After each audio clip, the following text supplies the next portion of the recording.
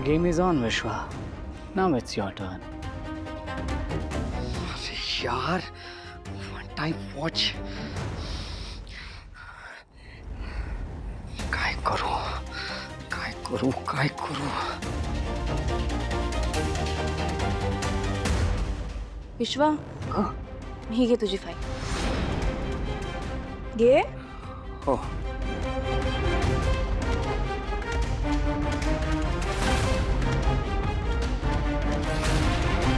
असं का बघतोयस माझ्याकडे भूत बघितल्यासारखं? काय झालंय? नाही, ते एक मीटिंग आली आहे, मला निघावं लागेल. विश्वा, अरे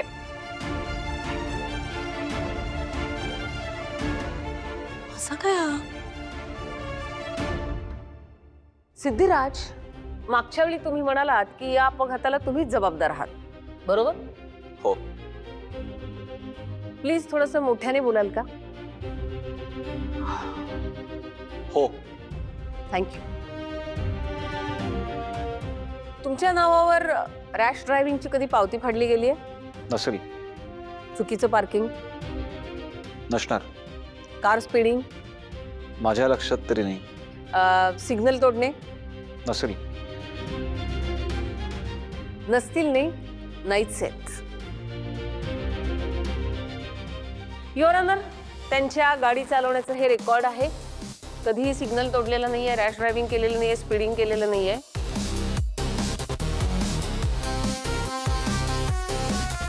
आता मला सांगा सिद्धिराज, एवढा व्यवस्थित गाडी चालवणारा चालक त्या दिवशीच नेमकी बेजबाबदारपणे गाडी कशी काय चालवतो?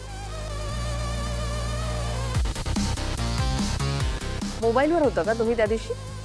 नाही. मग दारू प्यायला असाल? कशावरून? त्यांची टेस्ट केलीच नव्हती, ते घटनास्थळी नव्हते. ते जर असते तर त्यांची टेस्ट झाली असती. त्यांनी हिट अँड रन केलंय. माझे वकील मित्र म्हणतायत ना युअर ऑनर, ते अगदी बरोबर आहे. माझ्या आशिलाने हिट अँड रन केलं, पण हॉस्पिटलमध्ये, त्या हॉस्पिटलमध्ये ज्या हॉस्पिटलमध्ये ही फॅमिली ट्रीटमेंट घेत होती, बरोबर ना सिद्धिराज? हो. आणि माझ्या आशिलाने आनंदीसाठी रक्तदान सुद्धा केलं. आता अर्थातच रक्तदान केलंय म्हणजे त्यांच्या रक्तामध्ये दारूचा अंश नव्हता हे सिद्धच होतं. आणि त्या संदर्भातलं हॉस्पिटलचं सीसीटीव्ही फुटेज मी कोर्टाला ऑलरेडी सादर केलेलं आहे. यापूर्वी ड्युटीवरच्या वकिलांनी तशी साक्षही दिलेली आहे, त्याची नोंद असेलच. प्रोसीड. Thank you your honour.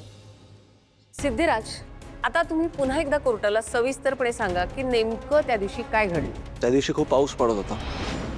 समोरचा फारसा काही दिसत नव्हता.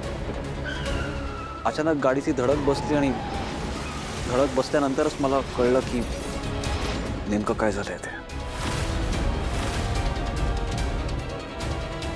म्हणजे तुम्ही जो दावा केला होता की तुम्ही गुन्हेगार आहात, तो दावा सत्यावर आधारित नसून तुमच्या झालेल्या समजावर आधारित आहे, बरोबर? माय लॉर्ड, हे नाही तर मग कोण? बघा, अपघात केलाय कोणी? ते ठरवणं तुमचं आणि माझं काम नाही हो.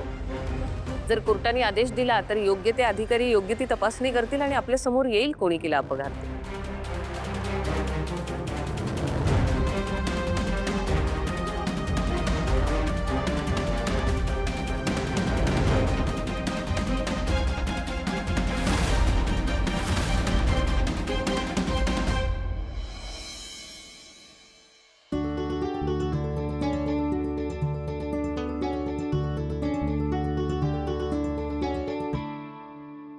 सई, अगं किती दिवसांनी आलीस इथे? बस. मध्ये एवढं काय काय घडून गेलं की आपल्याला बोलताच आलं नाही एकमेकीशी. सई, काय झालं? तू अशी उदास का दिसतीयस?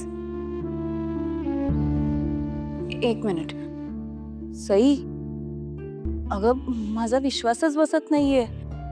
नेहमी मला प्रोत्साहन देणारी सई, तनु हे कर, मज्जा कर, दंगा कर, तुला जिथे जायचंय तिथे जा, इकडे तिकडे वावर, मन मोकळेपणाने राहा, असं सांगणारी सई आज स्वतःच इतकी सॅड आहे. नाही नाही नाही नाही, मला ही गोष्टच पटत नाहीये. काय झालंय सांग बघू. किती नाही म्हटलं तरी चेहऱ्यावर भावना उमटतातच ना. अगं मग मनात जे काही आहे ते बिनधास्तपणे बोलून टाकायचं. खरं तनू, मी बोलू शकते तुझ्याशी काही पण, कारण मला ना खूप दडपण आलंय. सई, मी आता काय म्हटलं तुला? मनात जे काही आहे ते बिनधास्तपणे बोलून टाक. हे बघ, मी तुला अजिबात जज करणार नाहीये. बोल. काय ना, मला ना खूप दिवसांपासून असं वाटतंय की विश्व आणि माझ्यात एक ऑकवर्ड फेज आली आहे. मला त्याच्याशी बोलताना ना असं दडपण येतं. खूप काळजीपूर्वक बोलावं लागतं. सई, मला सांग, तो ओरडलाय का तुझ्यावर? किंवा तुमच्यात काही भांडण झालंय का? नाही नाही नाही नाही, असं काहीच झालेलं नाहीये. इनफॅक्ट मला तर असं वाटतं की त्याला माझ्याशी बोलताना सुद्धा कसलं तरी दडपण येतं. तो तुझ्याशी बोलतो तेव्हा किती खुश असतो, एकदम खुलून बोलतो. माझ्यासोबत तसं नाही वाटत मला. आपण तिघं असलो की तो किती आनंदी असतो, मज्जा करतो, मस्ती करतो. सई, मग मला सांग, हे तुला सुरुवातीपासून वाटतंय की आत्ताच काही दिवसांपासून? नाही म्हणजे माझं जर का काही चुकत असेल तर तू मला स्पष्टपणे सांगू शकतेस. मला अजिबात वाईट वाटणार नाही. नाही नाही, मला तुला या गोष्टीसाठी जबाबदार नाही धरायचं आहे तनू. तुला या गोष्टीचा गिल्ट नाही द्यायचा आहे मला.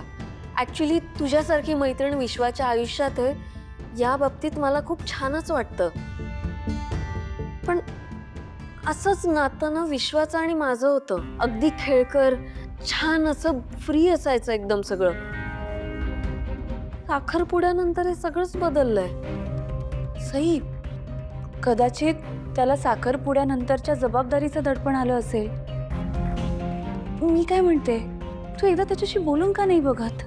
तनू, तुझ्या आणि तुझ्या नवऱ्यामध्ये सुद्धा लग्नानंतर अशाच गोष्टी बदलल्या होत्या का? म्हणजे तो तुला पुरेसं अटेन्शन द्यायचा का?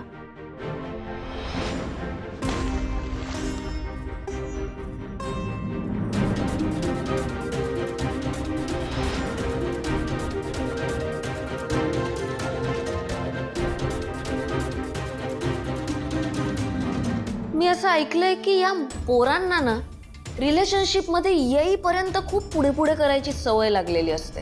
आणि मग एकदा लग्न झाल्यावर काय, घर की मुर्गी दार बराबर, लगेच गृहीत धरायला लागतात. विश्वा माझ्याशी असंच काहीतरी वागेल याची मला खूप भीती वाटतेय. पण अजून तरी सुरुवात आहे.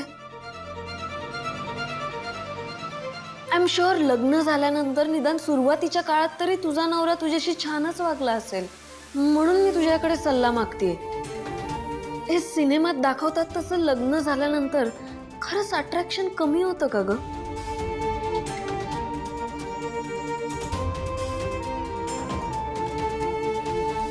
विश्व तर आत्तापासूनच मला टाळतोय. काय चुकतंय?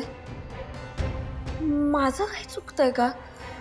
मी काय करू असं की जेणेकरून विश्वाची माझ्यावरनं नजरच नाही हटणार? काय करू मी? तू सांग ना. तुझा नवरा तुला इनफ अटेन्शन द्यायचा का?